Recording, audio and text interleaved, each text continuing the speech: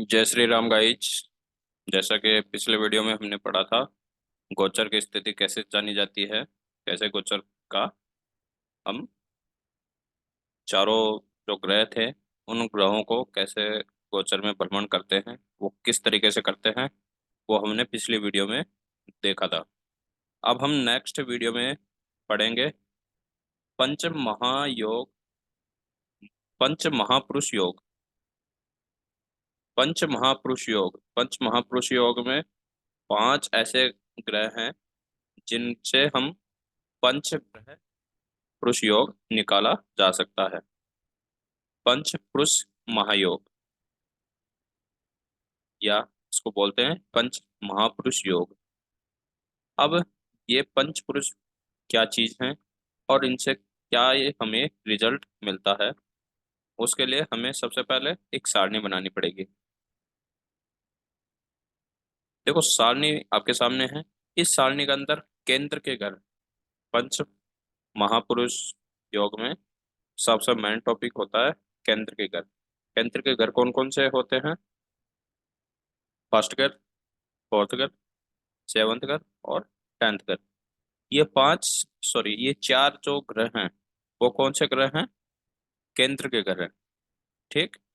अगर पंच महापुरुष योग जब हम देखते हैं तो इन चार ग्रहों से ही देखा जा सकता है। जो केंद्र के चार, इन्हीं से पंच महापुरुष योग देखा जा सकता है।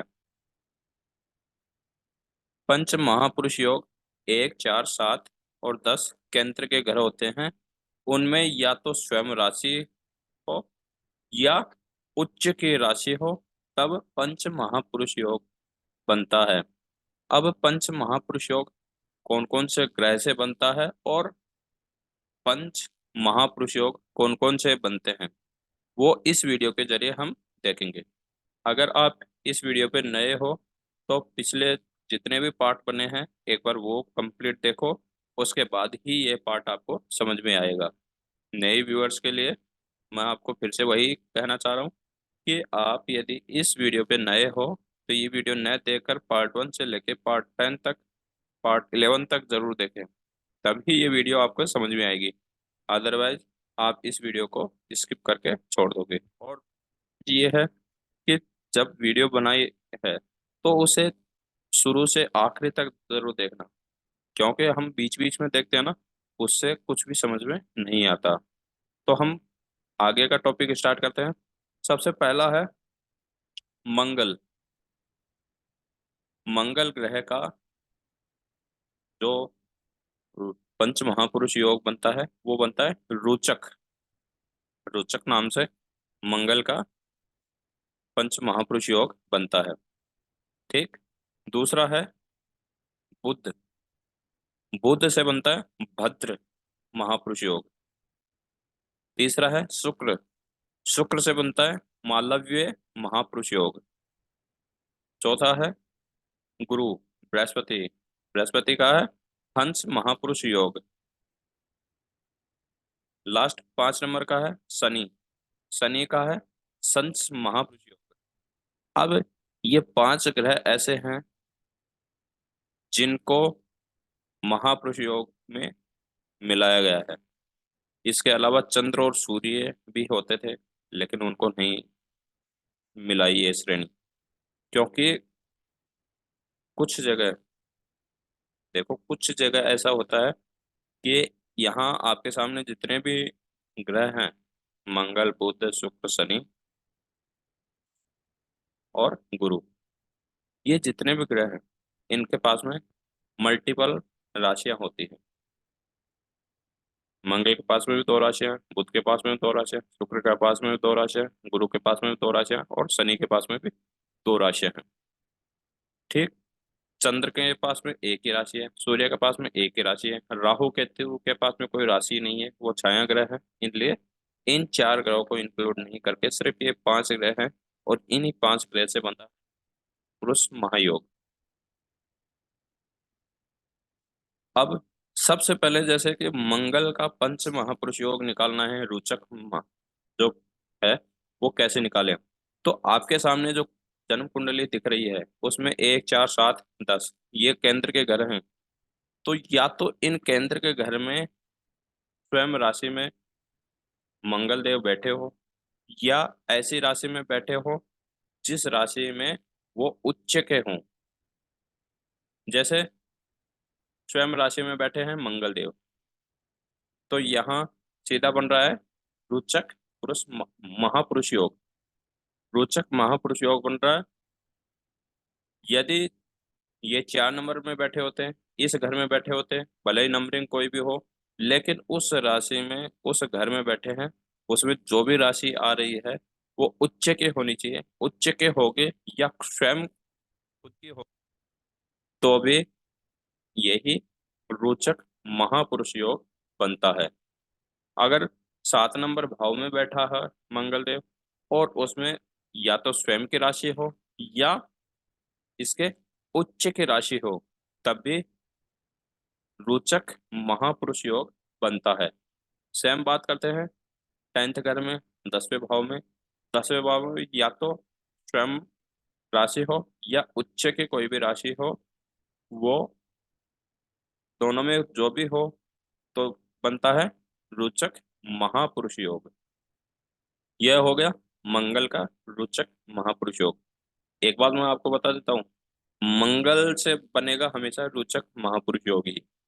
अगर कोई आपको ये कहे कि ये मंगल से भद्र योग है, मतलब ये हंस योग है, संस योग, ये योग बन रहा है, नहीं, मंगल से हमेशा रोचक योग ही बनेगा। ठीक? दूसरा बात करते हैं बुध की।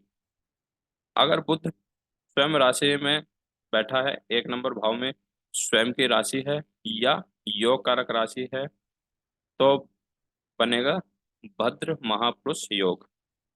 अगर 4 नंबर भाव में या तो स्वयं की राशि हो या योग कारक राशि बैठी हो, तब भी क्या बनेगा, भद्र महापुरुष योग।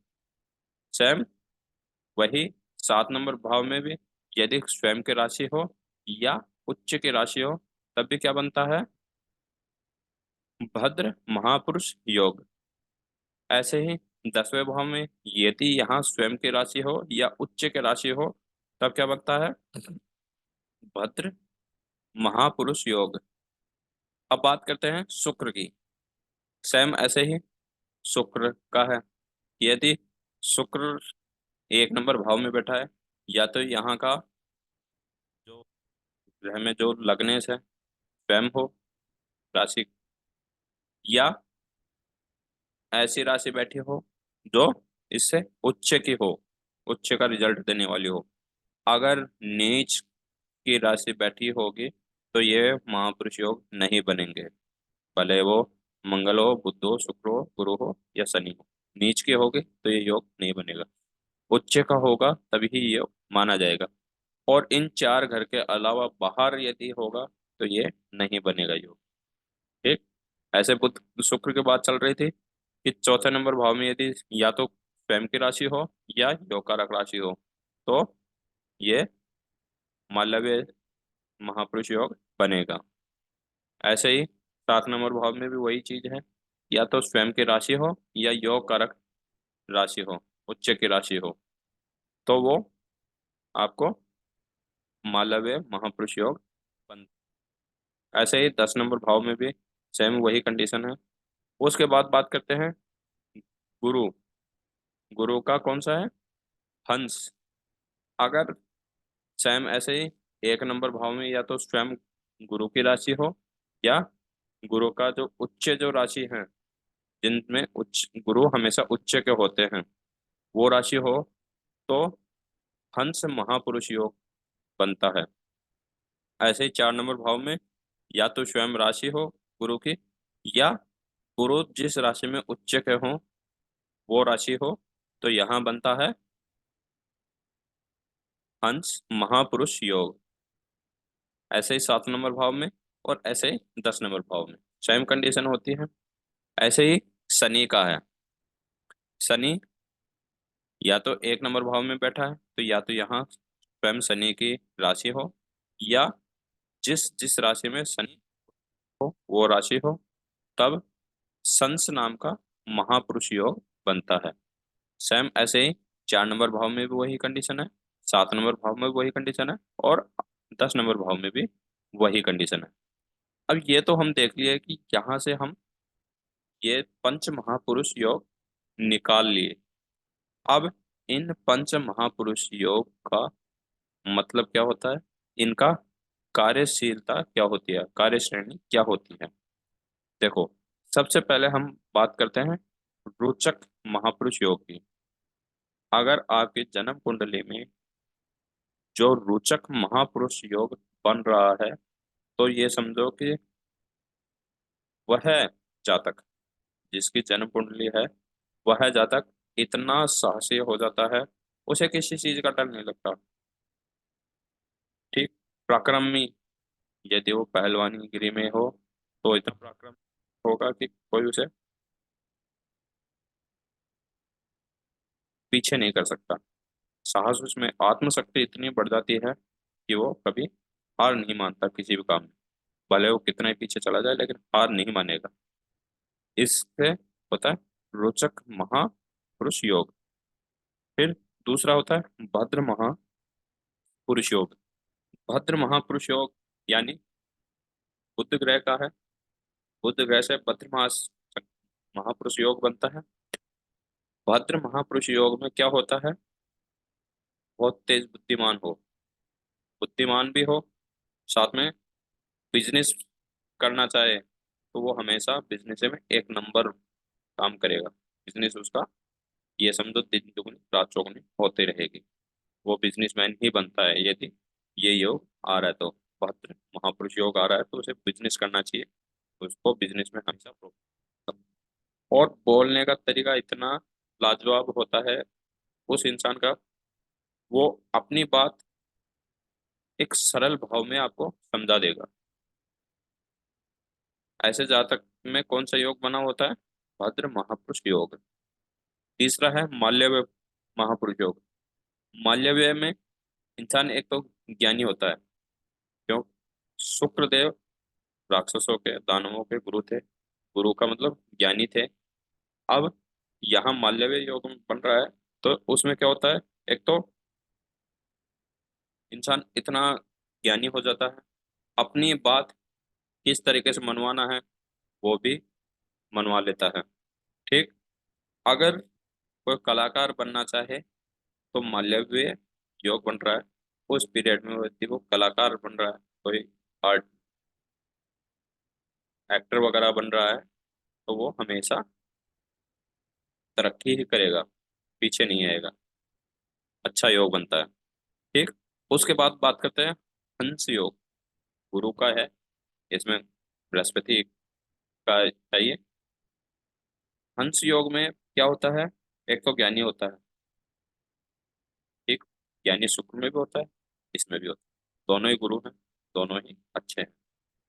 इसमें क्या है, एक तो ज्ञानी होता है लेकिन कम बोलने वाला, कम बोलेगा, लेकिन जो बोलेगा वो इस तरीके से बोलेगा कि सामने वाले के दिमाग में 1 मिनट में बैठ जाएगी।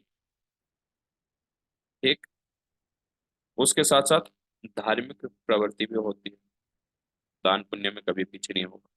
ठीक, हमेशा धार्मिक किताबें पढ़ता रहेगा। ठीक, धार्मिक से रिलेटिव जो भी काम होते हैं वो सारे करता रहेगा।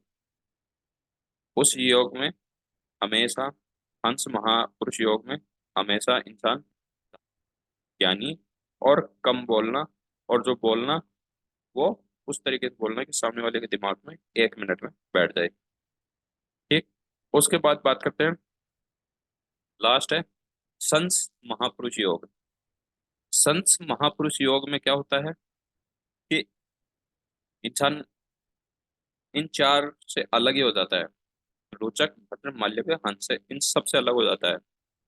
अगर किसी का संस महापुरुष योग बन रहा है तो वो बंदा हमेशा इंडस्ट्री एरिया में तरक्की करता है। जैसे किसी ने फैक्ट्री डाल रखी है तो फैक्ट्री एक दिन बहुत बड़ी इंडस्ट्री बन जाती है। उसके लिए क्या योग होना चाहिए, संस महापुरुष योग। संस महापुरुष योग में हमेशा इंसान इंडस्ट्री की तरफ चला जाता है, और वो हमेशा इंडस्ट्री बढ़ाकर ही चलता है। छोटी सी फैक्ट्री से बड़ी बड़ी होते होते एक इंडस्ट्री बना लेता है, बढ़िया अच्छी खासी। वो तब बनती है जब संत महापुरुष योग बनता है। ठीक। अगर इस वीडियो में आपको कोई भी दिक्कत आई हो तो कमेंट के जरिए जरूर बताएं। ठीक। और ये एक मेरा क्वेश्चन जरूर है कि आप जिस भी स्टेट से देख रहे हैं इस वीडियो को, कमेंट करके जरूर बताएं, ताकि मुझे भी अच्छा लगे कि मेरी वीडियो किस किस स्टेट में पहुंच रही है। साथ ही अगर आप इस वीडियो में कोई भी कमी लगी तो आप कमेंट के जरिए मेरे को बता सकते हैं। और नेक्स्ट वीडियो आने से पहले आप जितनी वीडियो बनी उन सब वीडियो को देखकर एक बार रिवीजन जरूर करें। मैं चाहता हूं कि जब आप किसी की कुंडली देखें या स्वयं की कुंडली देखें तो आपको कोई हिचकिचाहट ना हो, या आप जब अपनी जन्म कुंडली देखें तो उस जन्म किसी चीज को छोड़ ना दें, क्योंकि एक भी कैलकुलेशन गलत हो जाती है तो पूरी जन्म कुंडली का जो रिजल्ट है वो कुछ और ही निकल जाता है, और हमारे को लगता है कि हम जन्म कुंडली गलत देख लिए। ठीक। इसी के साथ इस वीडियो को आज यहीं तक करते हैं।